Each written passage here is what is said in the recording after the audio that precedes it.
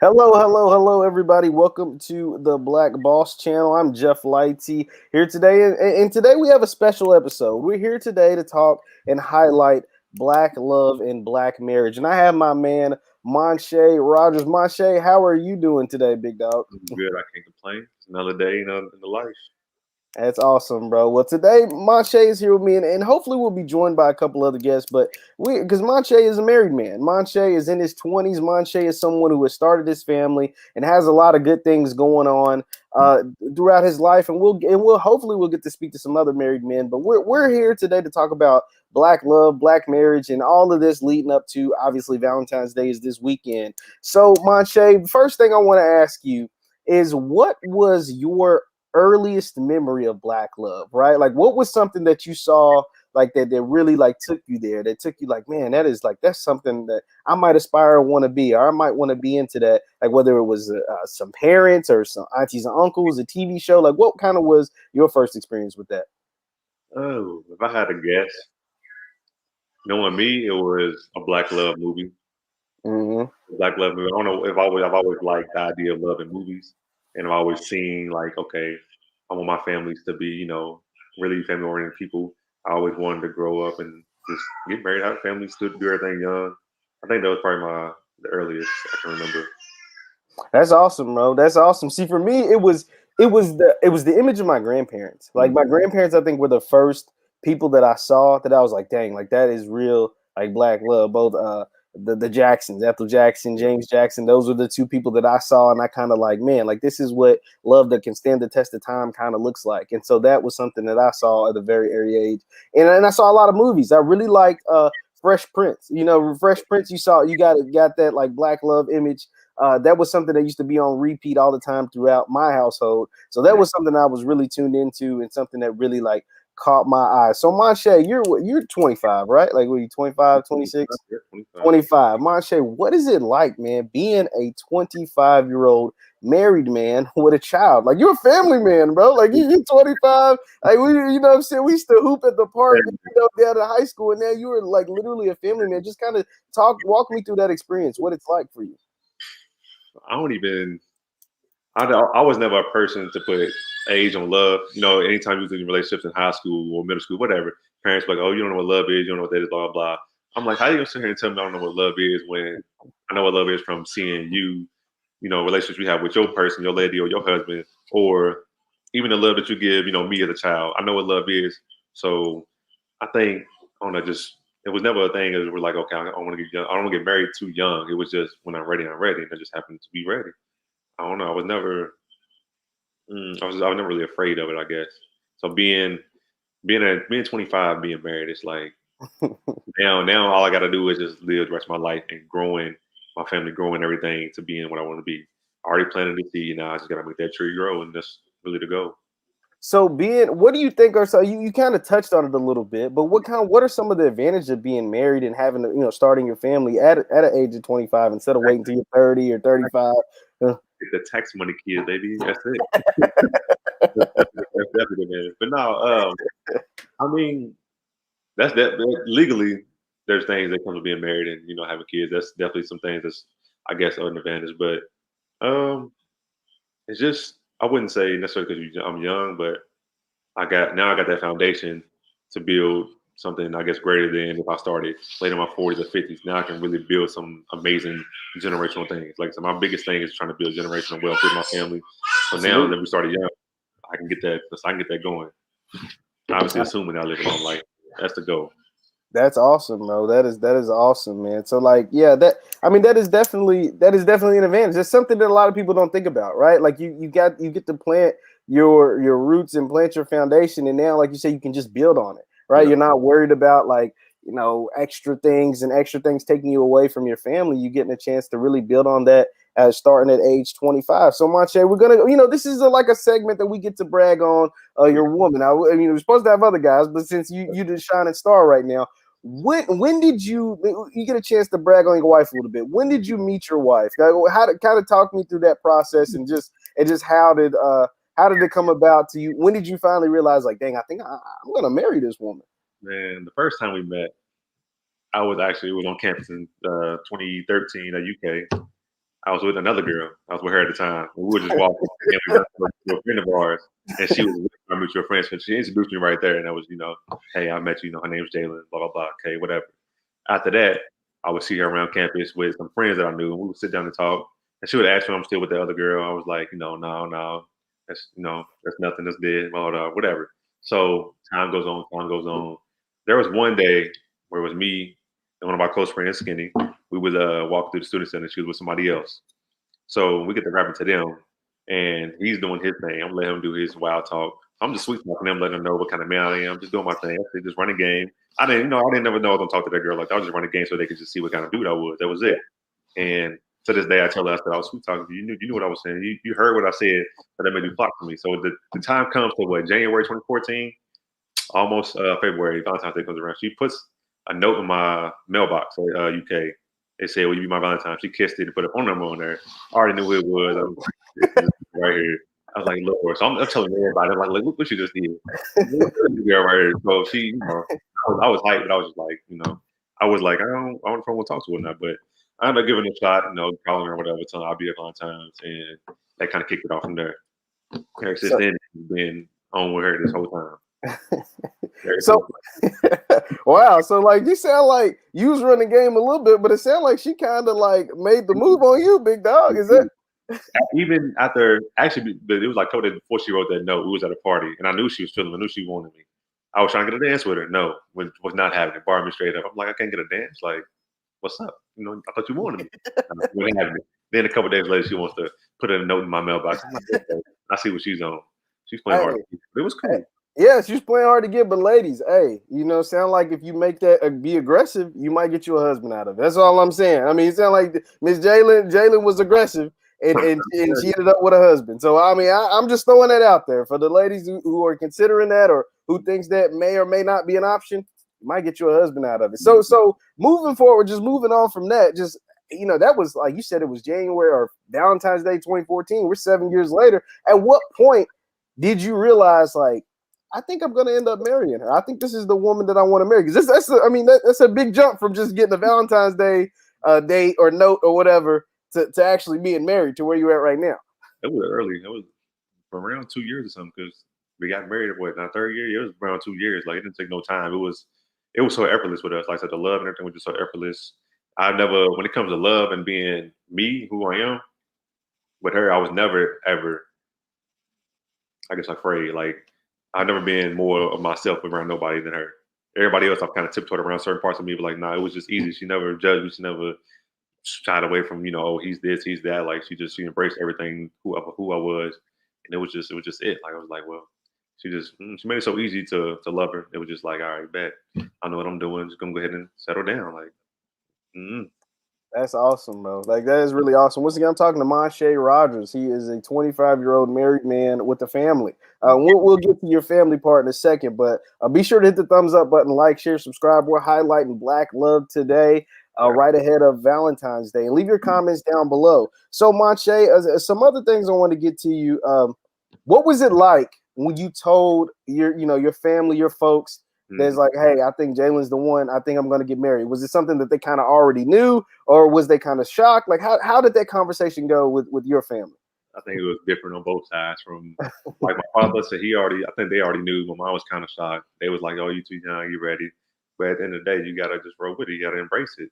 And so, like I said, one time the wedding day got there, everybody was crying, boo-hooing, and even my best man, I was crying from the point when all the bridesmaids and everybody's walking, I was letting it out, pouring it out. When she walked out, I just lost. I was like, fuck, like, I can't help it. I was just crying for the longest, but it was, like I said, everybody embraced it, everybody loved it. Nobody was like, everybody knew that it was genuine. So it was just perfect.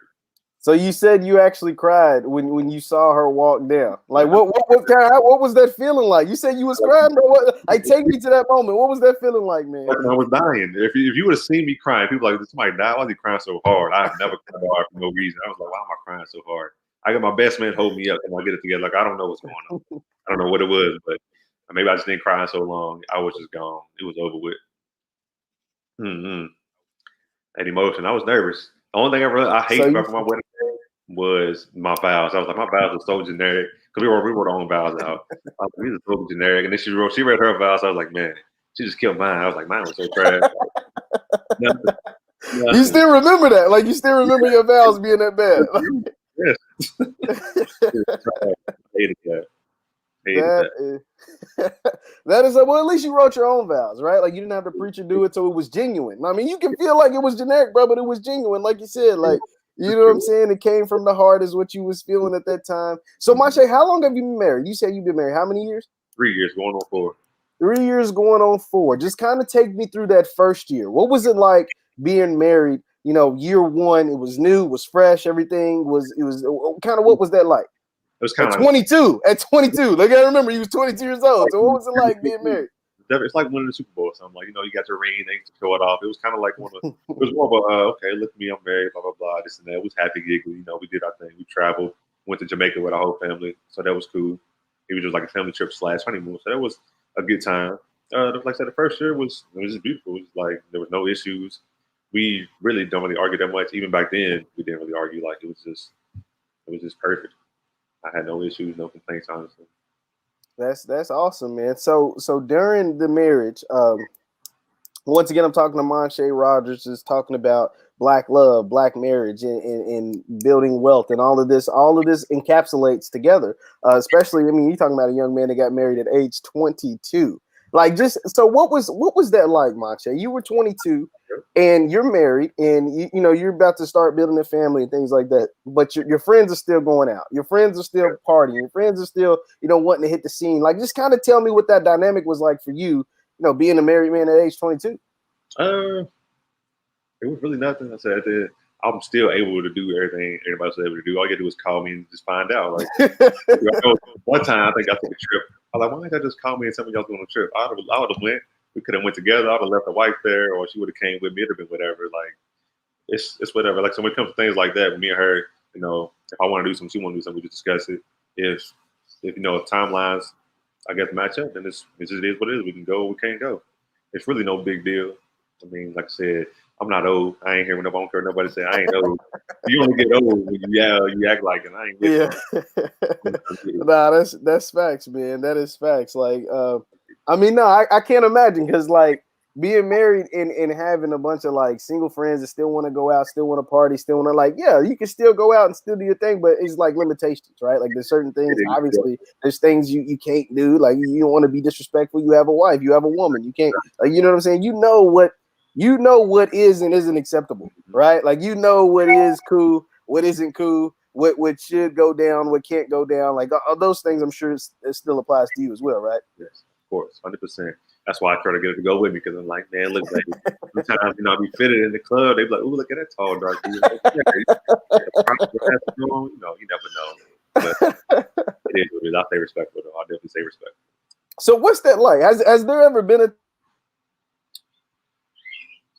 with your woman that like somebody tried to press you, like a woman tried to get at you or whatever? And first day after we get married, someone was in my DMs talking about, hey, remember me, blah, blah, blah. I'm like, there's no way you didn't just see all these pictures of me getting married.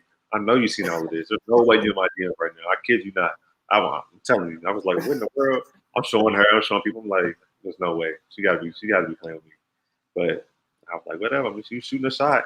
I don't think too deep into it. I'm like, it's some people really, I don't know. I don't get it. Some people just see a married man and they like that.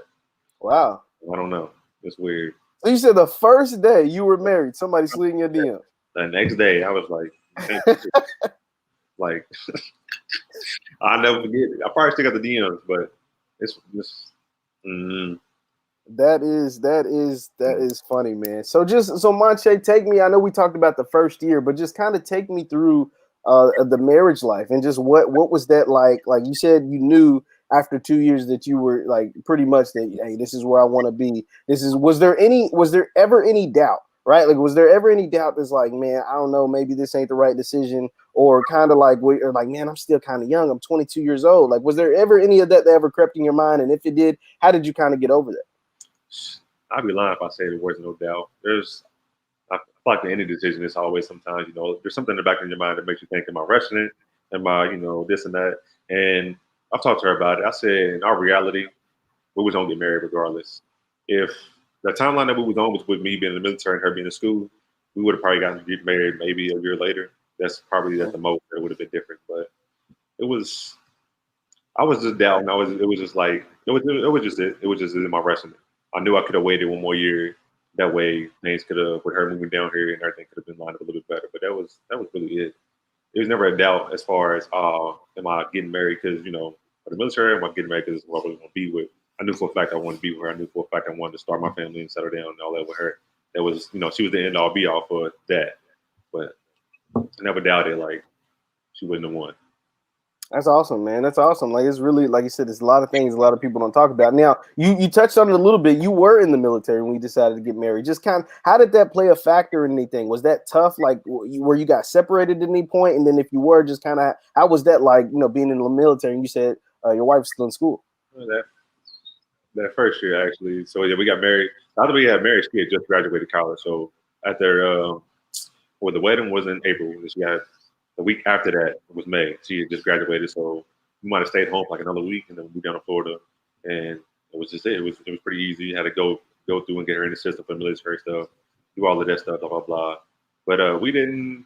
That first year, I had deployed, went to Iraq. That's the first time we got separated, and she was here. She was in Florida by herself. I was over there, and it wasn't as tough, but it was tough. It was probably really tough on me mentally as far as getting in my head. Just I had a lot of time to be out there, just sit down and think to myself about just life, period. Mm-hmm. So just had a lot of negative thoughts. I mean, I had positive thoughts too, but it was a lot of this stuff, period. I was just like, man, I need to let certain things go, blah, blah, blah. It was tough. It's hard to explain. It's kind of like just being in solidarity. Like I was used to being where I was used to, confide in her, talking every day. But when I get whatever, we're in different time zones, we got, different schedules. We're not talking as much or as frequent. So it was kind of like, so we ain't talking. It's just me sitting there, just thinking to myself, just think about anything.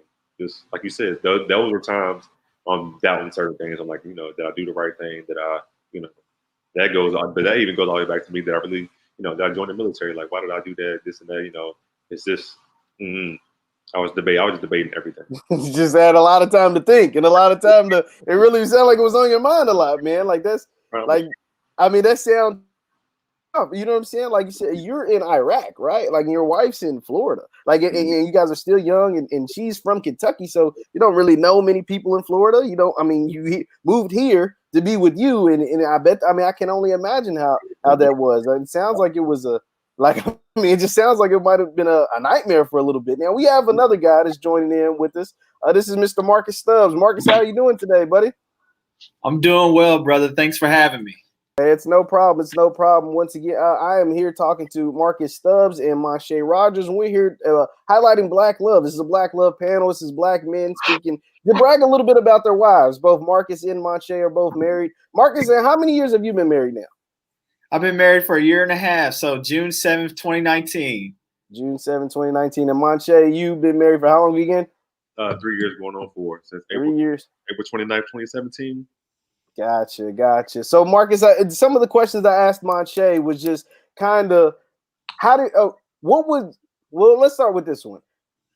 How did you meet your wife? Just kind of tell a little bit about how you met your wife, and at what point did you know, like, okay, I think this is the woman that I'm going to marry? Ain't no thinking. This is the woman I'm going to marry. When did that finally click for you? Yeah, mutual friendship groups. Chantel and I both went to Western Kentucky University. So I knew that she was a great advocate for all the things that she has done at WKU. We had similar Bible groups. So that was something that we've learned to engage in a little bit more. And I was just thinking that she's just a cool person, like just to get to know and just to hang out and see what her other interests are. And so it all started with, learning a little bit more about her. And then, there was also a time where some family member has passed away. Her papa has passed away. And that was when I reached out to her and wanted to pray for her and her family. And then it just started off, doing study groups and learning a little bit more about each other. And then that's when I was like, wow, she's an awesome person, great personality. She loves God. She's a family person. And she likes to continue to advocate for social justice. And this was all in the rims that I'm all about.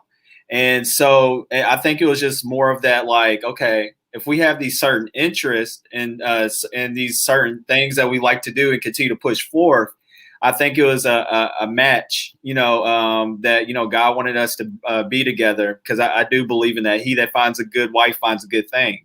And so I truly do. And I believe she's a gem, not only for myself, but for the family and for the community. That's awesome, man. That is awesome. And so how long was it that you all were dating to when you hit that moment that you were like, okay, this is the woman that I want to spend the rest of my life with? Right. So when we were dating, that started in December 23rd, 2016. Now I'm remembering all this because she's watching. I was because Mache had receipts too. I'm like, dang, I got this thing. Damn, brothers, worldwide, you have to have receipts because they watching you. So we first dated December 23rd, 2016, and it would just first start off with just these little study sessions, these little dates. And I just want to answer your question, right? So just like how I know, right? Yeah, sure.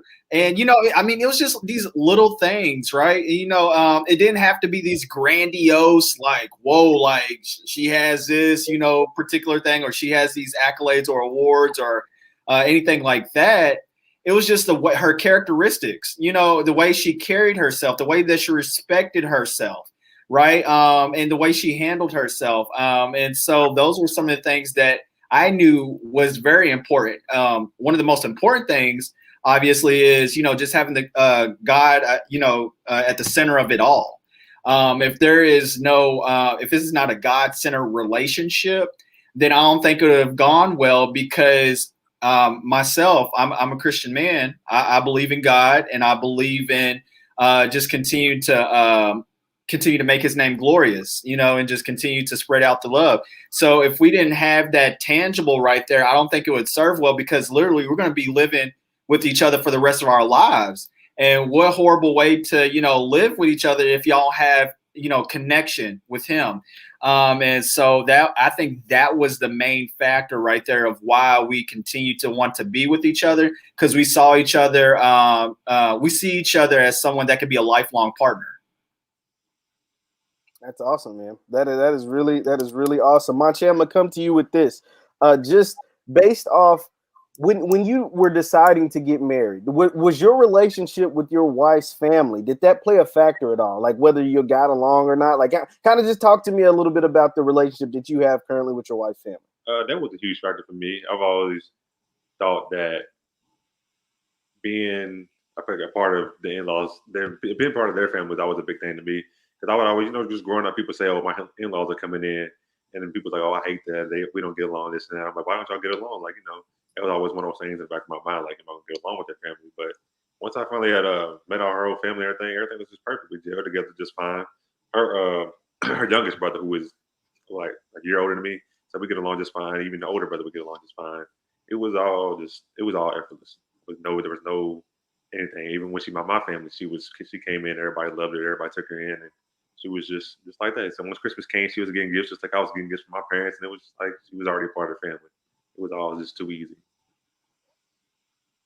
That's awesome to hear. That's really great, because like you said, that matters. So, when you watch movies and you see different things, the people hate their in-laws. They hate when they come into town. They hate going to see them, and it's just like, dang, like I can imagine having that relationship with your wife's family, with your in-laws is important. Marcus, I'm going to ask you this because I asked Mache this earlier. What was your family's reaction? Because Marcus, you're in your 20s too. Like, I mean, you guys are married in your 20s. What was your family's reaction when you came to them and was like, hey, I'm going to marry Chantel. I think I'm about to propose, like, whenever I do it, but this is what I want to do. Kind of, what was their reaction to you? The reaction was good. My sisters, Robin and Asia, went to WKU as well as the same time we took interest with each other. So, that kind of segued easily into, knowing a little bit more about my family on my side. And they really liked her. Asia, if anyone doesn't know about Asia, she doesn't play, so, but, and Chantel took a notice of that too. And, Robin's, a cool person and stuff of that nature. And so it was all love, though. At the end of the day, it wasn't no interrogation like, what you going to do? Who are you? That type of thing.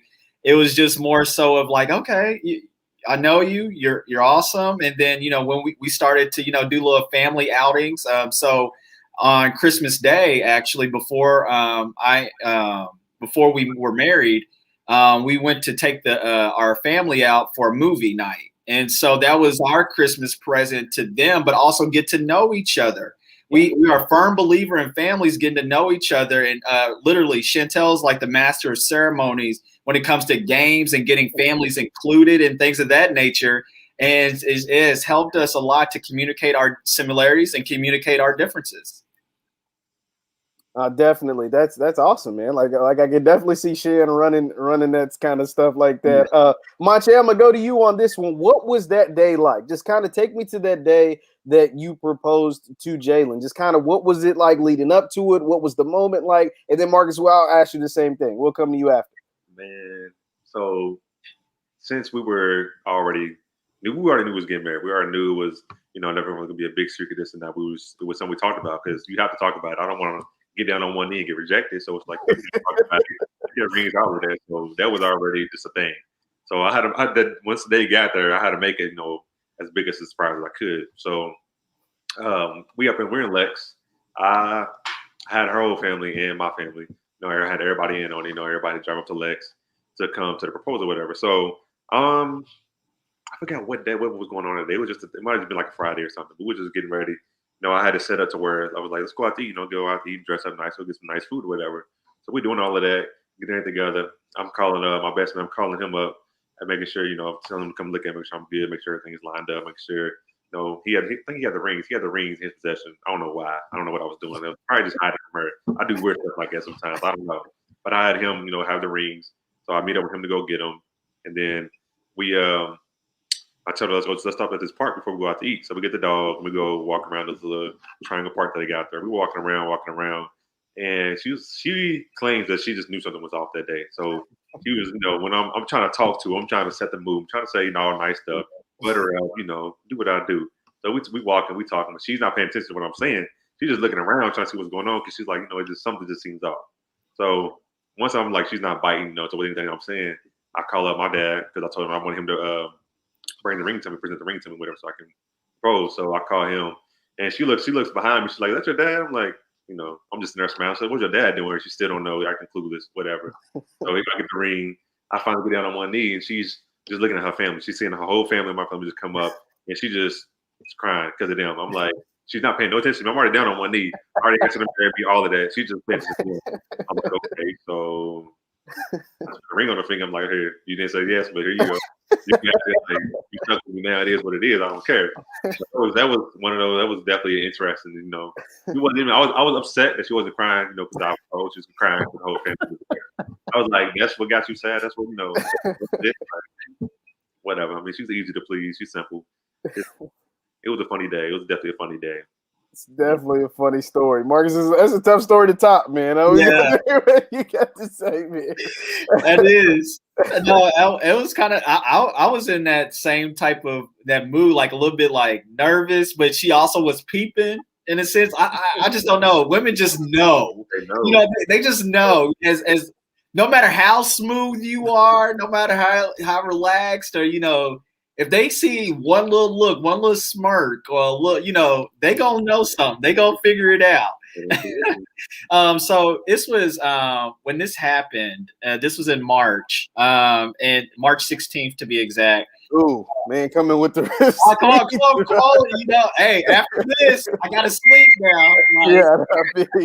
But anyway, yeah. So this happened. When this happened, this was at Buck's Restaurant, and I planned this ahead of time so that way they know to see my signal, when to come out with the ring, or not when to come out with the ring, but to come out because it was a piano bar and a guy was going to be playing piano while I propose.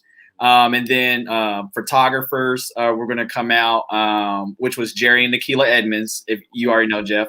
And then her goddaughter, which is my goddaughter too, Brooklyn, was going to come out with the ring. And so during that whole time, beforehand, before that day happened, I'm like, oh yeah, it's gonna be easy, it's gonna be cool, or whatever, things of that nature. It's all good. The beginning of that day, we went to my mom's first just to get things going, allowed all the family to be at the restaurant. And for some reason something was off. My sister, I guess, forgot something or was doing something, and she was the one that had the ring to give to the restaurant. And it was all Chantel and I are on time people, and so that was the first thing. So when it got close to time, I'm like, what's going on? Yeah, like out of here. You know what I'm saying? Like, go ahead. And so I gave her grace, and I was like, okay. That was the first thing Chantel noticed. And then as we were, we were going on our way to Buck's restaurant, she was actually driving because I didn't have a car at that time. She had the car. And so I said, hey, let's stop at the gas station first because I forgot to get something. And she's like, what do you need to go to a gas station first before we go to a fancy restaurant bar? And so I was just like, I don't know, I just forgot. So like, can we just stop real quick just to give my people some time? Yeah, just to get them to hurry up. Like, yeah, we're all time people, just out of order. Yeah. And so as we got closer to Buck's restaurant, I text my sister Robin just to say, hey, give me a call so that way y'all can go ahead and sneak in to the, because that was the only door was through the front entrance. And so they had to go in while we were in the parking lot. So she could, I kid you not. So I just like, okay, I called her. I was like, oh, just hold on for 1 second. Mind you, we're almost like 2 minutes to, sit down. We had to be there. And so she's like, okay, go ahead and give a call, whatever. And so I was on the phone while everyone was tiptoeing to the door. And so we were on the phone. Then that was it. And then, and then when we got in, everything was like, okay, I winked at the person that was supposed to go ahead and do the piano, and everything was good at that time. And then she started crying, and that was that. So it was a blessing. Yeah. That's awesome, man. That is really awesome, though. Like that, that's some funny stories. Like you said, it sounds like you guys had things planned, and then the plans get altered. But at the end of the day, you accomplished the goal that you wanted to accomplish. I mean, and two lucky ladies got engaged those nights. So that's awesome, bro. That's crazy to think about. Marcus, I asked Mache this earlier, but just you've been married for a year and a half now. Just kind of talk me through that first year and a half, how that process, how that's been for you, and just how the married life is treating you so far. Yeah, I would like to talk about the point of communication. I think that's very, very important because we're coming from two different sides of the family, two different cultures. What's our home style like? What's our lifestyle when engaging in different things and different initiatives? Yes, we may have known each other from the outside in, from some time at WKU. However, we don't know the day-to-day routine that we have been a part of since, back in Louisville, because we're both from Louisville. So, so that was one of the biggest things. And just learning how to, communicate in the midst of a pandemic. That is a whole nother beast that no one has, gone through from generations past, I don't know, in a lifetime. So, so that was definitely interesting just to see our work pattern, just talking through things and how to continue to strategize and get things going. So I would say communication and not look at arguments as negative. When you have a type of, situation where you're having a conversation and, arguing a point, that's the simple fact of it, that it is. It's arguing a point. It shouldn't be looked at as something negative. It should be looked at as a learning experience. It should be looked at as, okay, a listening experience too. And then saying, okay, if this is happening, then I need to do this in order to understand what you're going through, and not being ashamed to ask more questions because there may be some root causes of the situation. So I would say communication is very important, and always giving 100 and not 50-50. Always. Monte, did you have something to add to that? I didn't know if you had something. No, I would just listen to that. I mean, like you said, the communication is really, really important. I had a conversation with my parents about a month ago. Well, because me and my wife, it wasn't, like I said, it wasn't really an argument, but it was just a week that we had. We just had a bad week as far as communication that went. And during that whole week, I was really into my head. I was really thinking like negative things. I was like really getting in my head about certain things. And I was I would just sit down thinking. I was like, why am I thinking this way? I was like, as men, a lot of times when things aren't going a certain way with women, we tend to overthink things. We tend to plant things in our minds, and it just grows. It grows. It grows to something that it's really not. I'm like, why am I doing it? Like, there's no reason for me doing it. I need to sit down and talk to my wife and get it actually figured it out. And once we actually talked, everything was just perfectly fine. I was like, clearly that was just me just overreacting. And same thing with her. She was, she's had a bad week at work, but she never communicated that to me. She would have communicated that I would never have these thoughts in my head. But communication is key. It's always going to be worked on with anybody. I don't care how long you've been with somebody. I don't care how well you know somebody. Communication is always probably the biggest thing you really have to, I guess, focus on in a relationship. No, that's definitely. I mean, that's true, man. I mean, that's something you don't think about. And Marcus, what you said was very interesting because you talked about being in a relationship during a pandemic. And Manche, we'll hear from you on this too. Like, did that change anything? Like, for the first couple months, you were living life regular. Everything was open. You were going to work regularly or going to school or whatever you were doing, and then everything shut down. And then you're with your wife or you're with your person for a very long time, for an extended amount of time. Just kind of talk to me through how like pre-pandemic being married and then during the pandemic, how some of those roles might have changed. Everybody's at home more often. Just kind of talk me through that a little bit.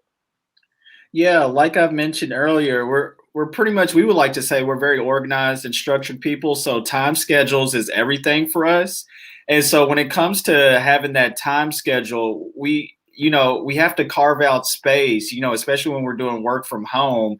Like, okay, this is what I'm going to do at this time.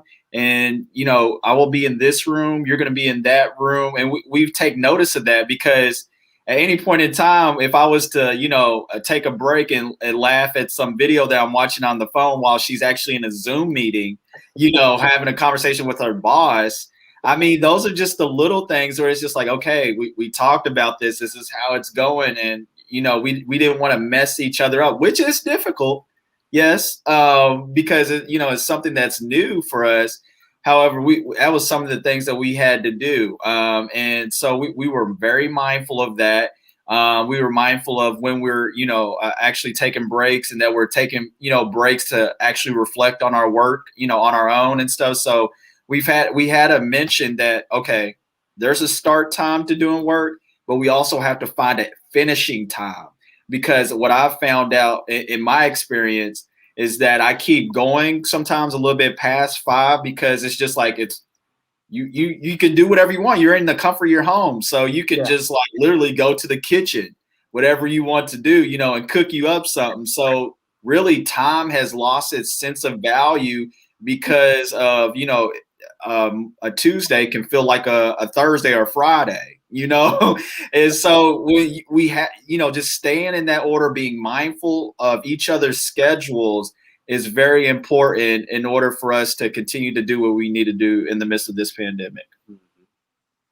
Now, Manche, you have a little one. You have a small little child. Just kind of talk to me about a parenthood. Having a little daughter, and what that's like. Man, parenthood is way more than I expected. I'd say that right off the bat. And I'm just now realizing that I spoke to my father about it. I was like, it was just way more than what I expected. When we decided to have a kid, we both knew we wanted to have kids young. It was like, let's have a kid or whatever.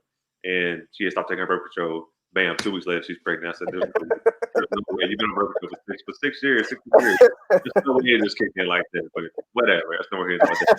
I already know I want to have a kid. So it's just coming a little bit earlier than I expected. But honestly, I said, when the first 6-7 months or so, probably the easiest time. She's a baby. She's easy to control. She's not really doing too much movement, not too much talking. So it was just, wake up, change her, do whatever, feed her. It was simple. But now that she's, almost 2, walking, talking, moving, doing everything, just mimicking things that I do, I'm like, this is a whole new ball game. Like, since she's super independent, she's super duper smart, and I'm like, this is more than what I bargained for. But parenthood has been an eye opener. It's been it's taught a lot about myself. It's definitely taught me a lot about myself. I have to be really, really patient. I thought I was a patient person, but she showed me that I wasn't as patient as I thought I was, because he's always throwing tantrums for whatever reason. I'm like, all you do is just ask for help. You don't got to cry. You don't got to scream. Just talk, communicate. But it's like you just rather just, show out. So I'm like, okay, whatever. But, I do what I have to do. I recently, like the past month or so, I like reflect on the acronym Thug Life. You know, the hate you give little infants fucks everybody. I think that's like a really overlooked acronym because if you really think about it, how you see some of these serial killers or anybody, just anybody that's really crazy, they try to say as they were kids, they were abused, they went through a lot of traumas in the household. And I'm like, if you just, I don't know, when I think about it that way, it's like I try not to show my child any kind of hate, any kind of negative emotions. I don't want to show her, you know, anything bad because I don't want her to let the stick with her and grow up and be, I guess, the same thing that I showed her. I'm trying to show her, present her what love is, what you know, what a two-parent household is like. I want her to see that you don't have to, you don't got to stick to that old black stigma of there's no fathers in your life. There's no none of that. Like I'm just trying to, definitely trying to take it day by day, step by step, find out where there's teachable moments in her life, and I guess even in my life as well. Like I said, she can teach me things like I haven't known. It's a lot to it. I mean, parenthood is it has ups and downs, but it's mainly ups. And so I love it. I don't regret it for nothing. Now you touched on the topic, and Marcus, I'll come to you on this. You don't have a child, but you're married, and so the foundation is there. So how important is that to have a foundation, and not to knock anyone that didn't have or whatever, you know what I'm saying? Like we all lived through it, but how important, Marcus, is it to have that foundation when you decide to bring a child in the world, kind of like what Manche has? I'll come and get your opinion next, Manche. But Marcus, for when you decide to have children, like how important is it that you have that relationship with you have a wife, and when you choose to go that direction, that is something that the foundation the child is coming into. Yeah, I believe foundation is very, very, very important. Despite what any negative stereotypes are against any two-parent household. There is a lot of media that talks about and glorifies single-parent households, which, in this case, and I think is one of the most important pieces of this video, is to say that, hey, a family is very important. A foundation is very important because, again, in my belief, that a family is the first ministry, right? You can't take care of other things like work and your friends and things of that nature if you can't take care of home. You can have this house, right? If we can just paint a picture here, you can have this house or whatnot, but is it really a home, right? Is there a foundation that's laid? Is there somewhere there's peace, right? And there's time where you can love, and in the words of J. Cole, love yours, right? So I'm about to steal that, but that's one of those things that I believe when it comes to having that foundation in the home, is because you never know when your time is up, or you never know when anyone else's time's up, and then it'll be too late. You have to continue to give it your all, because I believe that you're making an investment. You're being a good steward of the seed that you planted. So if you're making a choice to be with someone till death do its part, then make sure that you're investing your time. Make sure you're investing your treasure, your gifts into that person, to pour into that person, because one day that gift will have a return of investment. That's where you'll have, if you want food cooked for you, or if you want, if you want something in the future, you know what I'm saying? I'm gonna keep it G. But anyway, but it's a lovely thing. It is a lovely thing. It's a beautiful thing when you take time to invest, so that way things can multiply in the future.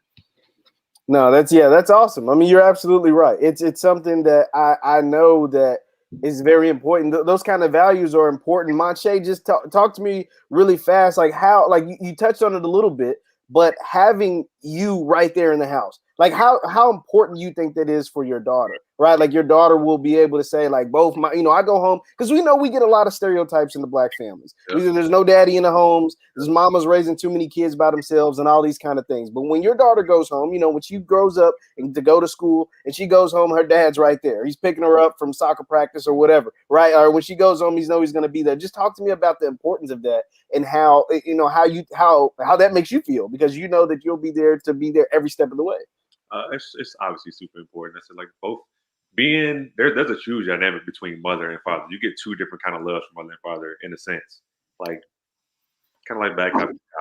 I mean, she don't come to me and ask me, "Hey, daddy, can I get this? I might say no. She go to her mom, say yes, yes, yes, whatever. Like without her having two parents, she, whether it's a mother or father, she's gonna be lacking in a certain kind of love that the other parent can't give, I guess. And I don't know, it's tough. It's really really tough because I don't want to get too deep into it because like so my sister, my oldest sister, but she's younger. She's what 22 or whatever. She before my dad was in prison. Before he had came home, I can see the effect that our my sister's father, our old stepfather, I can see the effect that it had put on her. What kind of woman she was. Seeing my mom get beat on, all this stuff, blah blah blah. I can see the difference between she's seeing, this is the love that my mom's getting from whoever the person that she never, that didn't give birth to me. She's seeing all of this non-crap. But when it comes to, I guess, her father, she was taught, once she moved in with him, she was taught something completely different. She was shown a different kind of love. She was shown the right kind of love that was needed, what kind of man she should look for, whenever she gets older. She was shown just everything. It was just a whole different thing. It was a whole different ball game. I don't know. It's a lot. I don't went off to other different things. No, it's okay, but it all relates. Like it all ties back into each other. Like you said, you're shown a different type of love when your dad's around. A lot of times they try to put what's wrong with the Black community or some of the things that might be wrong with our community is the fact that a lot of dads were in prison or a lot of dads weren't there for not just their daughters, but their sons as well. Like they weren't in the household. There was a lot of single mother households. So therefore that's what created X, Y, and Z stigma. Right. So, and you guys are breaking the mold. You guys are helping break the mold. Right. Yeah. Like to be in your 20s, to be married, to be starting a family, to be, getting PhDs and different things like that. Like that is a step in the right direction. And I want to just going from that in that marriage and building that foundation. I want to talk a little bit about wealth and money because some of that plays a factor as well. Just tell me, either one of you guys, whoever wants to go, just how you believe that having your marriage is actually a stable form of building wealth. We hear this term generational wealth all the time, but just talk to me about how you feel like, your marriage is something that will be able to accumulate wealth within your family. I would have to say being honest with yourself, right? I've had, and I would like to start off with this story as a precursor of why I say be honest with yourself. I've had close friends say, well, man, you're young. I'm 27 now. I think I was 25 years old when I said, hey, guys, I'm really feeling Chantel. I really do like her, and I really want to start something with her. And that's propose. And it just, there's all these questions coming from my guy friends, which they were being very meaningful and they were caring, and I trusted their judgment on certain things. However, you don't. One of the things that were pointed out was like, car. Do you have a house? Do you have a nice salary job? Do you have everything put together for yourself and things of that nature? And it's like, are you really ready to go and sacrifice a lot of time, and things of that nature. And so they weren't saying it so much in a negative and hurtful way. But however, I gave to them the fact that, generations past before us, I'm speaking as Black men, when we were Black people in slavery, all the way up until now, and with all the things that's going on with the prison system, things of that nature, there was a way that was just made for us to where we could still have families, where we could still accumulate wealth in some sense. And they were young, some were very young and had children, but they still provided. There was still some provision. And I do want to lay this statistic out there because I actually did a Black men panel some months ago. And one of my colleagues was saying that Black fathers are around more than any other father here in America. I would definitely check the facts on that. And I would say that a lot of media and the isms that are out here in this society is what's trying to pressure people to think that Black fathers are not doing their jobs. I've watched a video of a Black father who was with his daughter, at a gas station, taking care of her and just getting her something to drink. And then a white lady just came up to her. It's like, I think that's just so amazing. And he was kind of confused, and he wanted clarification. And she was like, yeah, well, I'm glad, this is great that you're with your daughter. And so just these true lived experiences that had just been molded into the minds of people to say that Black men are not doing their part is a lie. Because of all the things that have happened, especially with, the new Jim Crow. If you haven't read that book, The New Jim Crow, Black men are heavily targeted and going to the jail system. So that just what we're talking about here, that breaks down that family system of us actually being able to go into our families' lives, police brutality, things of that nature. People need to check the facts before coming for us, pretty much. Yeah, absolutely. Absolutely. That is, so fellas, I don't want to take too much more of your time. I just have like one or two more questions and then I'll let you guys go. You guys have been awesome. Once again, I'm talking to Marcus Stubbs. Marcus is actually a PhD student at Bellarmine, and Monche is in the Air Force. So we were talking to two young, solid brothers that have a lot going on for them. Be sure to hit the thumbs up button, like, share, subscribe. Now, this one is for you, Marcus, and you touched on it a little bit, and I just want you to dive into it just a tad bit more. You talked about religion and how that played a factor in you choosing your wife, right? Like, in you really being able to be connected to her. Just kind of talk me through like how your religion, how your faith actually guides you and guides your relationship moving forward.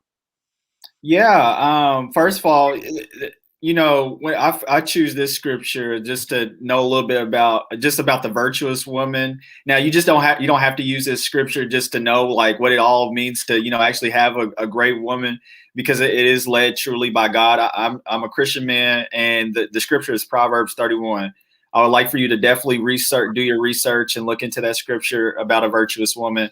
But other than that, for my belief in God and how that has led me to continue to have and foster a great relationship with my wife is that we make sure that we take time to pray with each other. We make sure time, and that's a part of the communication piece, right? And we make sure we have time to actually sit and talk with other people that are firm believers in the faith, so that way we can understand, like, okay, did we see this differently? Because it's one thing to always say, well, this is how I view it, and then hear the other person say, this is how I view it. But it's another thing to actually have another good group of friends, comrades, to say, okay, I see that y'all are both going this way, but this is really what's happening. This is, you need those second opinions. You need other firm believers around you. And it's okay to, have a date night with other firm believers in the relationship, because we're all in this together. It shouldn't be a one person thing. This is how the foundation is continuing to grow, is if we continue to connect with others to strengthen the relationship. We're not superhuman beings. We're ordinary people. Absolutely. Absolutely. And Monche, I'll get you out on this. When you do have, like you talked about, sometimes having those weeks where you and your wife might not be getting along, how do you all settle it, and how do you all eventually overcome whatever the difference may be? It's usually just communication at the end of the day. It's all it boils down to. When we have those times where I'm like, okay, we need to have a talk. I'm not holding nothing back. She won't hold nothing back. Tell me everything. Because you can't make progress without, laying it all out there. You got to keep moving forward from whatever rut I might be in. I might be feeling one way, and something might be a different way. She might be feeling one way, and it could be a different way with me. Like, you never know. It's always, try to keep open communication. That's the same thing even with my child. I want to make sure there's open communication in the house. There should never be anything you're scared to come talk to me about. I'm gonna tell you, what I think I'm gonna tell you what you need to hear. I'm not gonna sugarcoat it. And that's how I was raised, and that's how I'm gonna raise my kids as well. It's really simple. That's awesome, man. Well, Marcus and Monche, man, I'm glad. Thank you guys so much for joining me on this Black Love panel. You guys got to highlight your wives, highlight your marriage a little bit, and show to, break some of those chains, some of these stereotypes that get labeled upon us, not just as Black people, but specifically Black men, right? Like, you hear all these things about the rappers and the athletes and all these Black men running through women and doing all these great, crazy stuff. And we have two examples right here, and there's millions of examples across the country, but two examples right here in your face, live and direct, men, they're in their 20s that have been married for, years at this point, and that it continue to show set the example moving forward. So I want to thank you guys so much for joining me. Be sure to give them a digital round of applause, both Marcus and Monche, for coming on here, sharing some of the stories, some of the funny ones from the proposals and some of the crazy ones, and also reflecting on how their marriage is much more than just a marriage. It's something that's a partnership. It's something that is someone that can help you grow, someone that continues to build, and it's not a finished product. Would you say it's something that's continuing to continue to build and continue to get better day in and day out? So guys, thank you so much for joining me. Once again, this is the Black Boss Channel. Be sure to hit the thumbs up button, like, share, subscribe, and we are out. Check the receipts, fellas.